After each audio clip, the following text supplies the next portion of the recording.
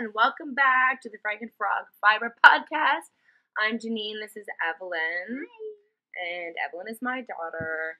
She is the spawn of my loins, and she is modeling an FO that we're going to talk about in a second, so don't look at it yet. About a year ago, I started my podcast. I put my first episode out, and I wrote a little theme song for it. So I thought it'd be fun to rewrite the theme song words and record it and put it back out there. And, just because this is my yarn song that I wrote for my podcast because I was trying to be extra. I was trying to, do a little bit more. I was trying to do the most. Let's get into it. The sequel, yarn song. Well, you can keep your sports ball, your binoculars and birds, calligraphy and scrapbooks too.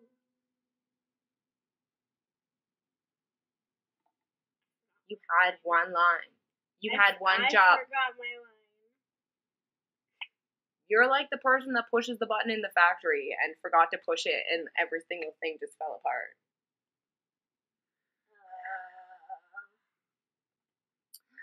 It's just, oh wow, she came in 3 hours later. Oh my gosh, this is gonna go viral. There's just one thing, and it's not a TikTok challenge. It really makes me say woohoo. Yarn, oh I start to salivate. Yarn, my whole body starts to shake. Yarn, my heart starts to palpitate. Yarn. Some folks think that I need some perspective, but acquiring new yarn is my core directive. Yarn. What do you think of the new version? Core directive. Get yarn.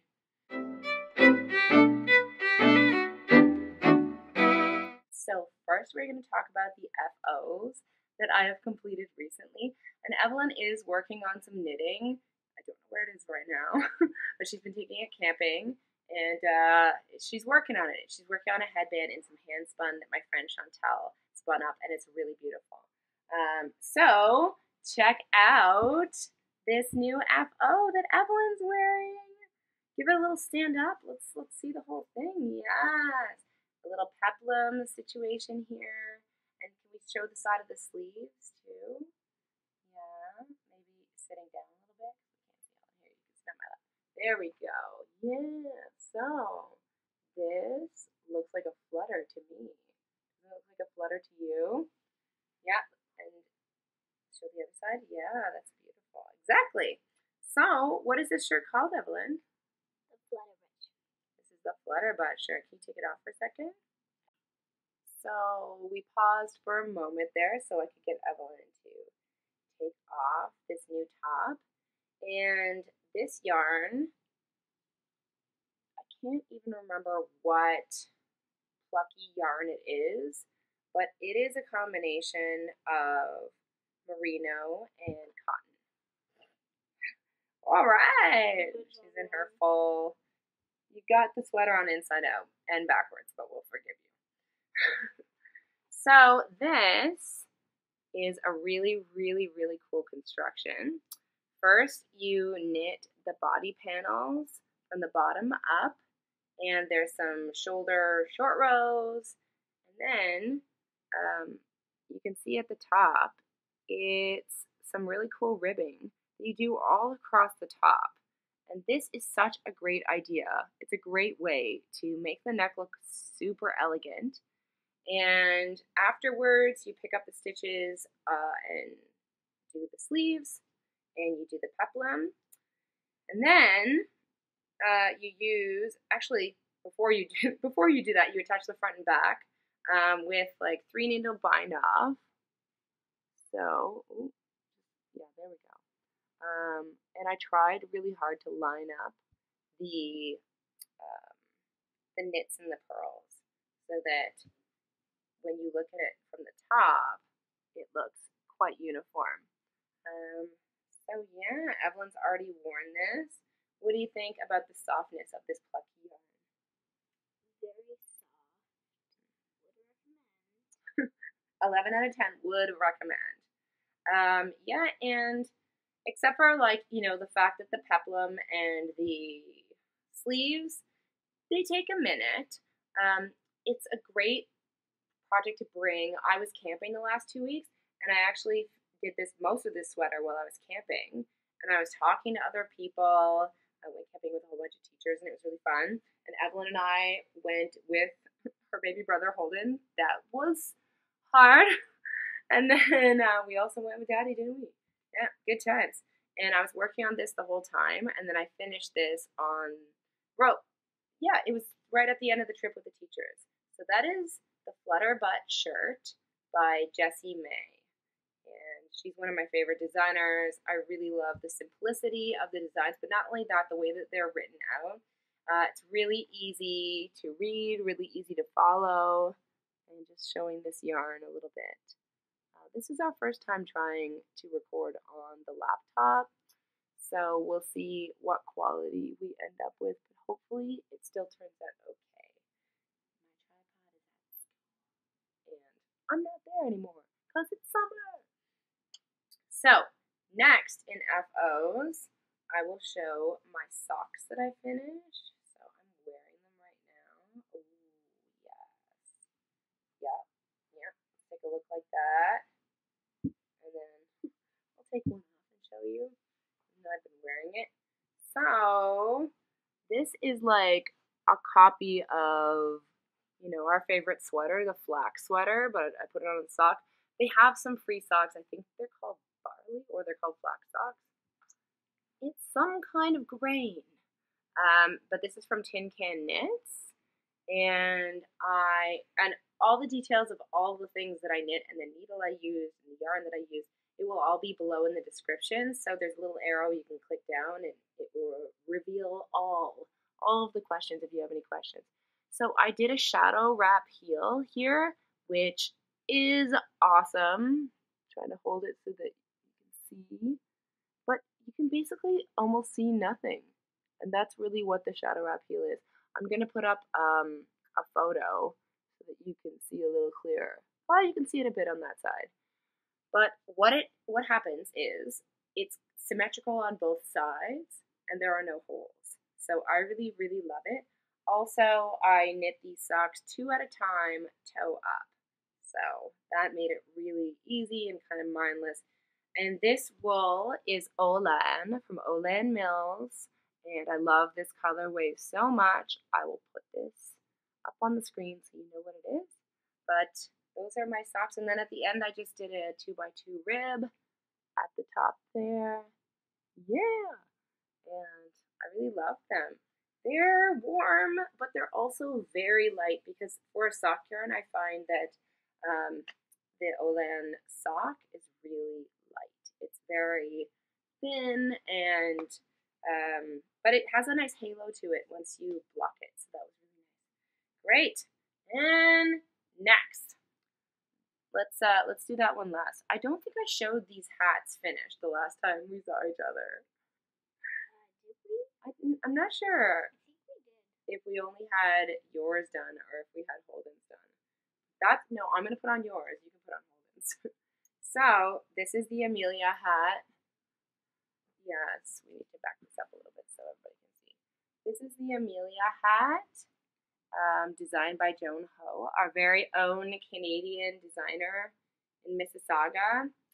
And this is the one I made for the baby out of orange. It was great. It's tight. Give me my one. Okay, not right now, but I will. So you can see snaps here. These snaps do up so that you can take the hat, stick it up. As long as I feel where the snaps are. Am I good at putting this hat up? Oh, I think I got it. Yeah. Oh. Very nice. And then additionally, on top of the snaps, on Evelyn's, there's a little clasp underneath. And on Austin's as well. I put this little clasp that you can get in any kind of fabric store. I got this one at Fabricland. And look at how cozy you are with the clasp. Oh, sorry. Okay. Do you really want to be wearing this? It's like 30 degrees outside. Okay. And finally, drum roll please. Did you hurt yourself drum rolling? Oh dear, so finally we have la pièce de résistance. Is that good French? This monster. Ugh. Okay. Yes. I'm gonna put the pictures up too because it's really hard to show this. But this is the Timberline Cardigan. It took me 2 years. It took me 2 years to make. The sleeve itself has so many cables on it. Pretty much the entire sleeve is cabled except for this one little panel underneath. And same with the sweater itself, or I guess cardigan. You can see the entire back is beautifully cabled. Some other features of this sweater are the tubular cast on, which makes it look like there's no beginning and no ending at the edge. Yes, I did it. I could have skipped it, but I did it on the sleeves as well, and I'm really happy because if you look at that, it's just spectacular. It looks really finished, right? And then let's try it on. Ooh, this is not for the summertime. Okay, let me set up for get this out. Ooh, but I will like to borrow this when it's cold in the winter. So there it is. Yeah, we gotta turn this over. I know it's actually like a really nice sweater if you're giving out hugs. If you're like just giving out free hugs, this is it. So yeah, there we go. It's a gorgeous piece of work. And the buttons I got from Fibre, and you can see what they look like. They're like faux leather buttons. I think they're made of plastic. It's not the best, but they look like the leather buttons. And I don't have too many options for buttons out here, so I think that was a good option. So yeah. Are you a model? The buttons like so. And a lot of times with shawl collars, I'm really not happy with the way that they sit once the sweater is done. But I really love the way that this one sits. It really, if you look at it, it sits just like a real shawl collar would at a store brand. So yeah, I really love the way that looks. Just trying to pry my small child off my body for a second. Hard to get rid of these babies that you make. Okay, so let's check out. Oh, who is the distinguished gentleman? I am a distinguished gentleman. I need a pipe. I need to be part of one of those like clubs where you get whiskey and pipes. Anyway, that is the Timberline Cardigan. Took me 2 years to do. I did the cables without a cable needle, and I made the size 2. I had a friend that made another Jared Flood pattern, and it was all cabled. It was another Brooklyn tweed pattern by Jared Flood, and when they blocked it, it became so huge that it was unwearable. So that's something that I did not do. I just was like, I think it looks perfect. And so I just left it as is. I did not block it. I blocked like some of the seams, like I kind of like sprayed them with a bit of water and pushed them flat. But I think the seams look really great actually. Like look at the seam around the arm. The way that the braid meets the underarm. Okay, not perfect, but I think it looks pretty dang good. Yay!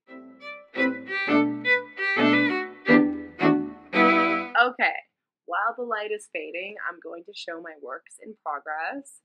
Should have done this earlier, but I had to wait till the baby was going to bed.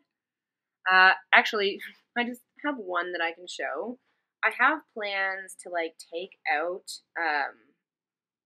my raven sweater because it's color work that you do on both sides, that you do flat, worked flat is what I meant to say.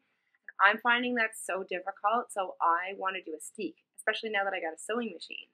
So a big reason I wanted the sewing machine was so that I could steek things instead of making them the flat color work. That's too hard for me. I tried. And it's not like as tight as I would like, and I'm not sure if I'm wrapping the yarn properly at the edges of the intarsia. So yeah, it's intarsia, not color work. I misspoke. So I'm going to revisit that one. So I'm going to be taking it out, and that's for a friend of mine. So that one's on the back burner, but here is my shifty. Yay! And the main color is Emily C. Gillies, who, as you know, is a color genius. And then I did splurge out for some spin cycle for this. So it is looking so perfectly exactly like I wished it was going to look. Just this dark steely gray blue, and then the subtle changes of color that are really pastel. I think that this color combination is really spectacular on this sweater, and I hope that you like it too. And some of the nubbins are just so beautiful. Like, if you can see this one, it's actually a combination of purple and blue in these little nubbins all here. So that is in the works. You can see if I turn it around, I'm doing the sleeves 2 at a time. I've connected both of my needles together, and yeah, we're getting some 2 at a time sleeves going on so that it can go a little quicker, because as anyone who's made this sweater knows, it is not a quick knit. It is a long haul. Not as long as my Timberline cardigan, but definitely because you're doing slip stitches instead of traditional color work, it takes a while to get any progress, right? I think I'm making size 3, but I will post it. I will put it up the size that I'm making. It might be size 2 or 3. But yeah, I think I'm using a slightly smaller needle, but making size 3. I think that's the plan I went with my measurements. So yeah, the spin cycle yarn and the Emily C. Gillies play wonderfully together. Oh yeah, and surprise, another tubular edge right here. Check it out. It's so beautiful. It's just a really nice ending to your knits. So, yay! Finished that one, and I think, yeah, I knit this one from the top down. This one's top down. Can't even remember at this point. So, going into new acquisitions, I did pick up a few things, even though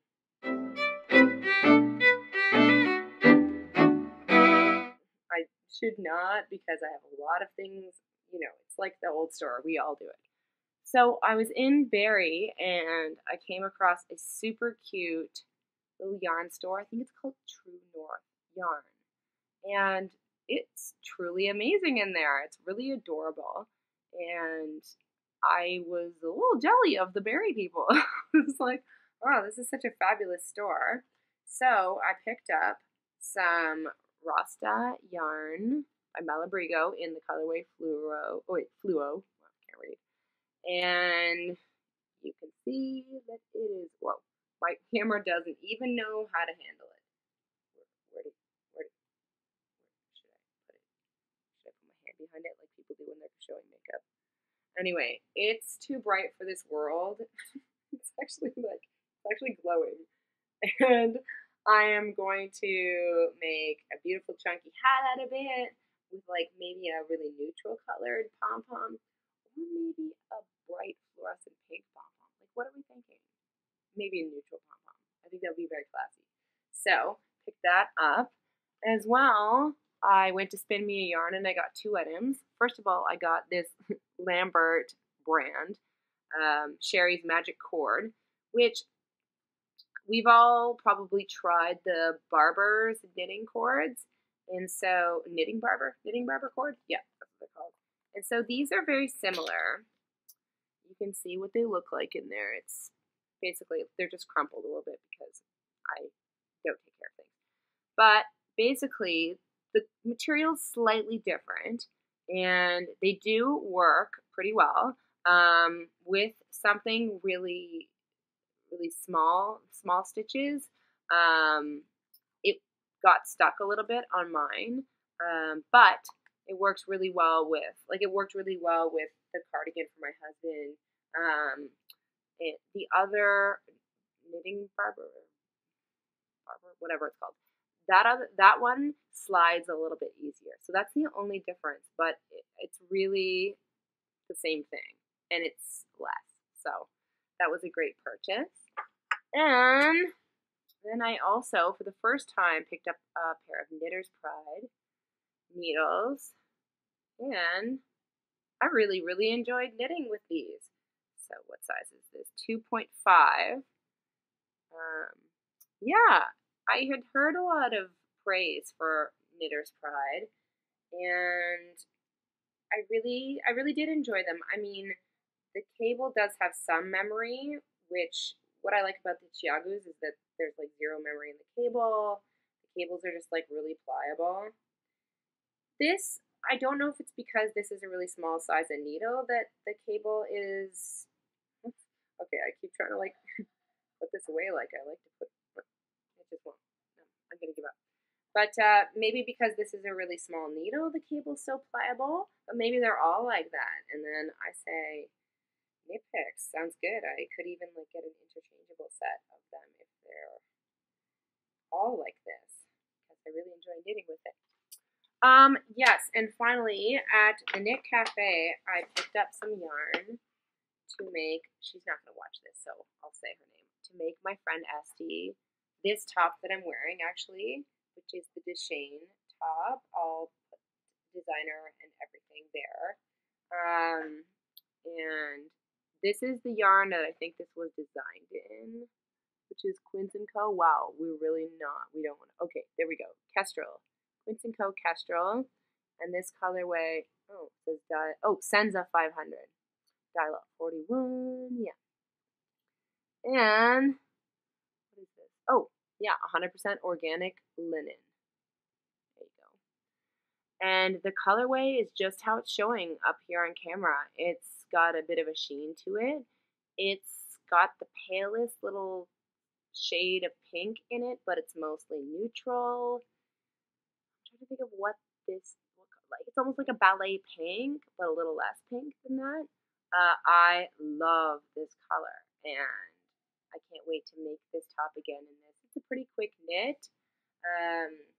The only difference, or the only thing that I changed was for this one, I went to 5.5 millimeters because it calls for 6, but I didn't like the fabric I was getting with 6. So then I went to 5.5 millimeters, and I think that I actually ripped it out again and ended up going with 5 millimeters. So mine was a bit of a it was a bit of feeling it out, but I really love the fabric that I got and the cut that I got from this one. So I'm excited to make one for my very good friend, Esty, who is an OBGYN, delivers babies in the hospital, and then goes and plays bass in a karaoke band, which I used to play in, but now I'm taking a little break because I'm in the sandwich of parents and kids and life. So I think that's all I got. That's all I got today. I pulled it together. I did an episode. Hopefully it was a little bit fun, and hopefully you could still see even though the light is waning. And I tried to use the window instead of my ring light. We will find out. The big ball of fire behind me, that probably caused a problem. We'll see. Anyway, thank you for joining me, and bye-bye.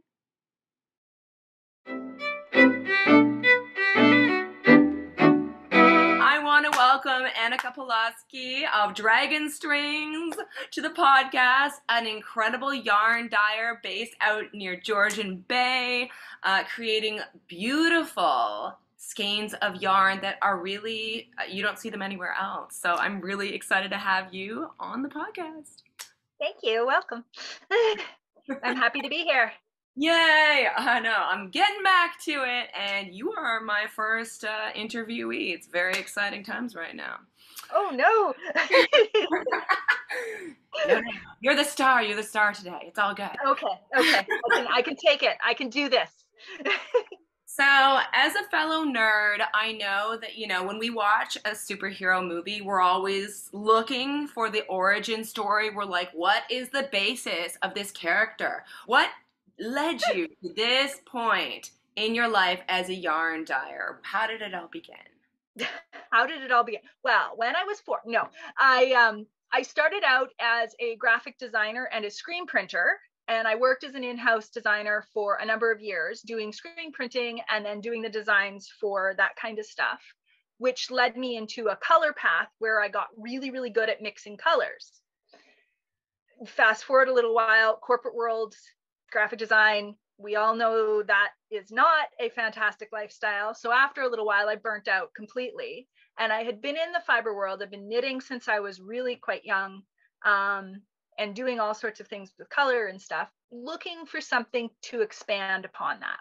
And so when I burnt out of the corporate world and was looking to start something up, I was taking a bunch of courses with my local yarn shop, of course, and I came across a dye class. And by the time I finished that dye class, it was a one-off class. I knew I had a business. I knew that this was where my life was going. And so I could pull all of my graphic design knowledge, I could put all of my screen printing and color mixing knowledge, and I could combine it with my fiber knowledge, and I could go forward. And because I came from an in-house design, I knew manufacturing, because doing it in your kitchen is different than doing it in commercial stuff. So I could pull all that kind of stuff in. And within 6 months, I had Dragon Strings. And I said, screw the corporate world. I'm out. I'm going to take a leap of faith. And that was about 8-9 years ago that I did that. So I don't count the last 2 years. So I say Dragon Strings is 5 years old, but it's been a little bit longer than that. That is amazing. It must feel so good to pop out of that corporate world. I know my husband's in it, and he's always kind of complaining about the constraints that you're in.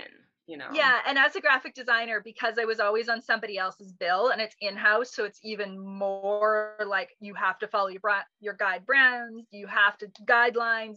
No, you don't get to be creative. No, you don't get to do this and that and the everything. It's both been incredibly freeing that I get to make all the decisions, and absolutely terrifying because I have to make all of the decisions.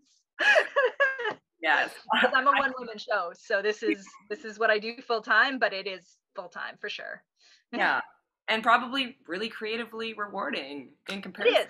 It is. Yeah, the colors, the fun part in the dye pots, that is the part I love. I love the teaching part. The other part that's come with running a business, all the admin and the paperwork and all that stuff, that's not my favorite, but you put your head down and you do it because it's part of the freedom that you have. Okay, very nice. Thank you so much for giving us your origin story. Now we know where you came from and how you arrived as the artist you are now. I feel more like I'm a manufacturer than an artist. I am one of those people that I am creative, but I like having a goal. So I think that is extremely necessary if you're going to be, in the fiber world on the, selling side of things. I think that that's really important, right? Yeah. When I think of Dragon Strings, I think of yarn that's a little different with a little je ne sais quoi, something special. So what would you say are some of the particular features of your yarn that make them special? I love rainbows, bright colors, and neons. So I specialize in those. I might go into the jewel tones, but the brighter, the better. Even though when you see me, I'm usually in black, but that's because I accessorize with neons. But I have a lot of yarns that have blacklight responsive dyes in them, and that was a little bit fun to get a hold of and play with all those kind of things. But anything super bright, super vibrant, anything rainbow and all that kind of stuff. Super big supporter of LGBTQ. So every June I do a big rainbow collection for them as well, as my standard rainbows, which are more of the neon bright rather than the traditional rainbow. That's great. I got to go to Pride for the first time in 3 years, or I think it was 3 years, right?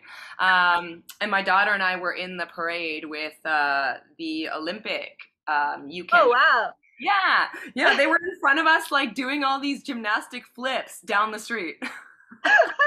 That would just make me feel inadequate. I do not flip well. No, and people in the crowd were like, "You're next." Like, get out there, do your flips. I was like,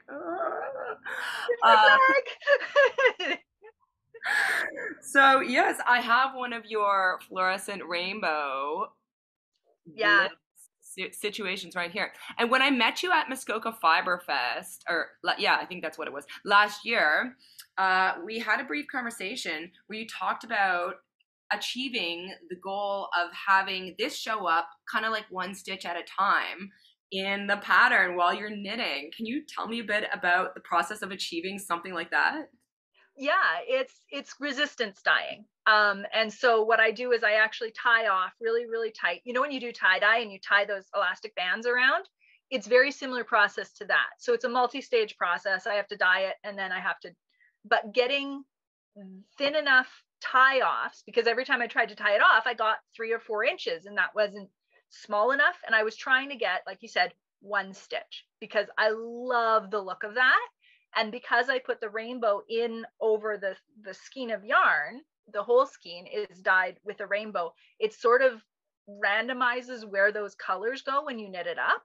And it looks really, really cool. I call it Aurora Borealis, and it's one of my most popular colorways. The longer version of that is called Roy's in the Clouds. That's where I started, where it's a 4 or 5 inch rainbow. But then the goal was just get that smaller and smaller and smaller and smaller. It was a lot of trial and error. Does this yarn work? Does this yarn work? Does this tie off work? How do I do the base color and all that kind of stuff? So lots of trial and error. That's mostly what I do in my job. I get to play in the bed pots. That sounds amazing. It just sounds like kind of creatively satisfying. You finally achieve that like exact look that you wanted to. Yeah, it doesn't happen often. It's the worst. As for as many as everybody's like, oh my God, everything you dye is amazing. You don't see, I call it the bucket. You don't see the bucket of things that they just didn't work. But the lovely thing is that you can always over dye with black. So if you come to my booth and you see like 25 skeins of black yarn, like just solid black yarn, I've had a really bad week. Nothing worked. A few things landed in the bucket. Yep. And they just all went into the black dye bath at the end of the week. Oh my goodness. Well, it's funny because I was talking about making a shawl with this, mostly because I saw the most incredible shawl sample at your booth, which really showed this showing up for one stitch at a time. But now that you've mentioned that these make amazing sturdy socks. Yes. Yeah, that's very exciting for me as well. You know, I could really go in for that as well. Might have to pick up some more so I can make a shawl and some socks. Yeah, you could get one of the heavier weights for the shawl and then use that for the socks, because that's the Slipner sock base. It's an 80/20 merino nylon, and it's got a different twist to it. It actually has 8 plies when you pull it apart, because it's 2 steps of twist. There's 4 2-ply yarns that are twisted together. So sock yarn, the more twist you have, the sturdier the socks. So that is one that I will wear in work boots. I will wear it. One of my friends does roller derby. Those are the socks she wears for that. I wear them hiking all the time, and they're machine washable. So you throw them in the washer and the dryer and nothing happens. Love it. Yeah. Well, my daughter and I, we bought our own roller skates, and we go to, it's called Scooter's Roller Palace. And I always wear hand knit socks. So I think that's definitely what needs to happen, because yeah, it's actually amazing. And I think like these popping up above my white rainbow sparkly roller skates would be. That's going to look awesome. Yes. Okay. Awesome. So what are some of the, I talked about that shawl that I saw at your booth. What are some patterns that you've seen people knit with your yarn that you know looks spectacular in your yarn, or something you saw somebody make that you're like, oh, I love my yarn in that, you know? Basically, the last project I saw somebody make is my favorite project because I love seeing my yarns in the wild. Socks are one of my go-tos that I knit constantly, and I love how all the different patterns knit up. So basically any sock pattern I love. Some of the ones that are most interesting to me are the ones where they take a heavy variegated and a solid and they pair them together in color work.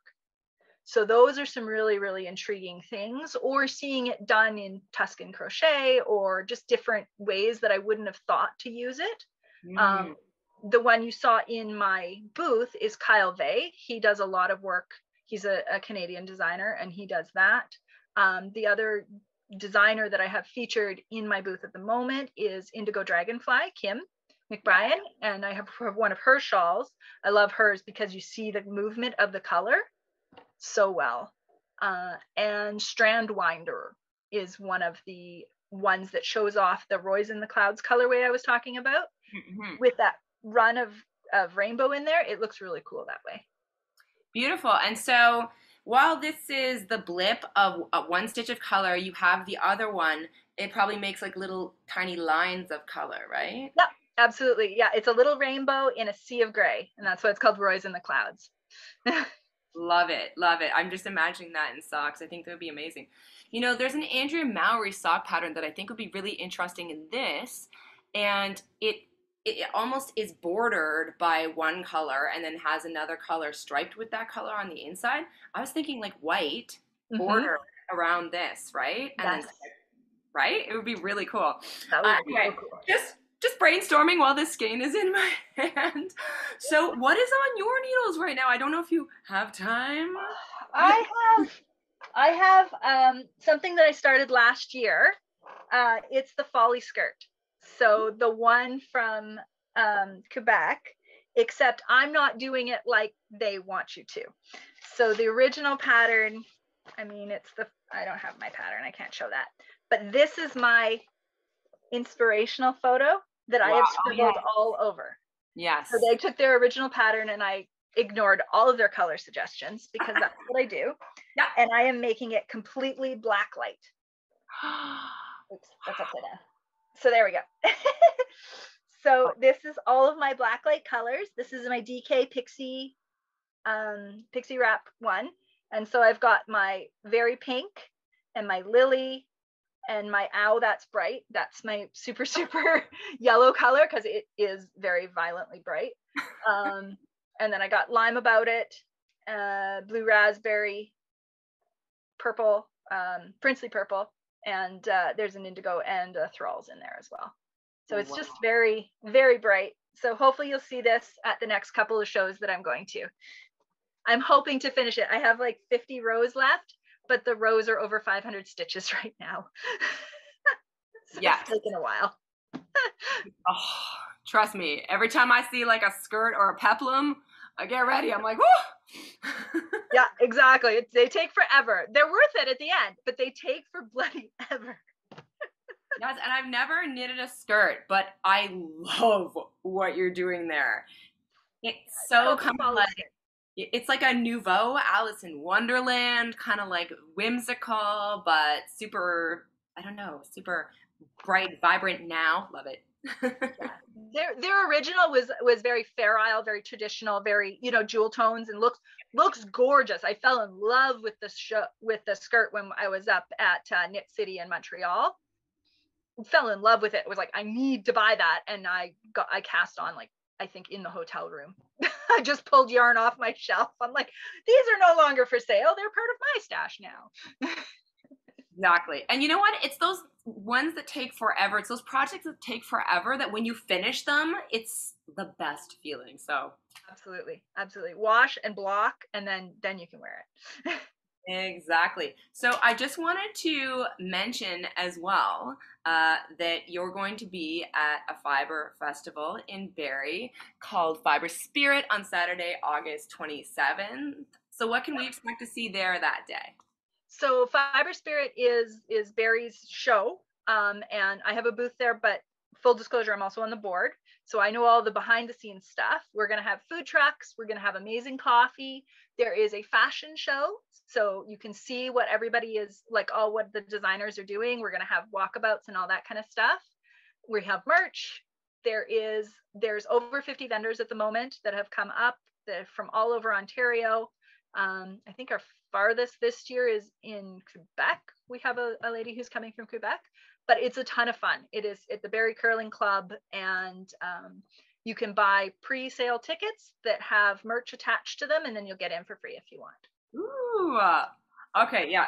Definitely something I need to hit up. As we were saying before, I'll be camping right before that, and it's on the way.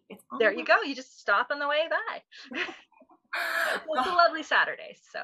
Yeah, it sounds like a great way to spend the day. And every time I go to a yarn festival, Fibre festival, you know, I'm sure you're like this as well. You're like, it's my people.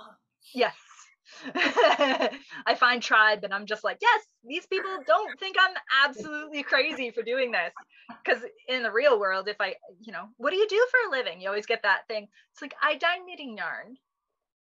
And they go, oh, that's nice. And they back away slowly. It's so funny. Then you get someone like me that's like, you dye yarn? What? Yeah, I know. You can always tell who the knitters in any group are because I say what I do, and they're just like, what was this? What was this? I hear words. Yes. And as soon as I hear that, I'm like, oh, I am speaking with a celebrity? Okay. No. I am far from a celebrity. Far from a celebrity. We gotta soak up our moments of yarn fame. All right? Yeah. Yeah. We gotta welcome it, let it in. I'm not a celebrity. I'm just a dragon. There we go. There we go. Breathing a little fire here and there on the yarn in color form. Well, I have to heat set it. How do you think I heat it up to 80 degrees? Oh my goodness, this is some real insight we're getting. Called science, kids. Yeah. Anyway, I'd like to thank you so much for joining me and the audience on my podcast, and it's been a real pleasure talking to you. Thank you so much. Thank you. This has been a blast. I look forward to seeing you at all of the shows. I look forward to seeing everybody at all of the shows. That's, like you said, they're tribe. It's so fun. Yes, and come up and say hi to us, everyone that's watching. If you see us at the shows, we're friendly, and you know, just like dying to say hi to a fellow Fibre friend. Absolutely. Absolutely. Okay, I'll say bye for now. Bye-bye. Bye.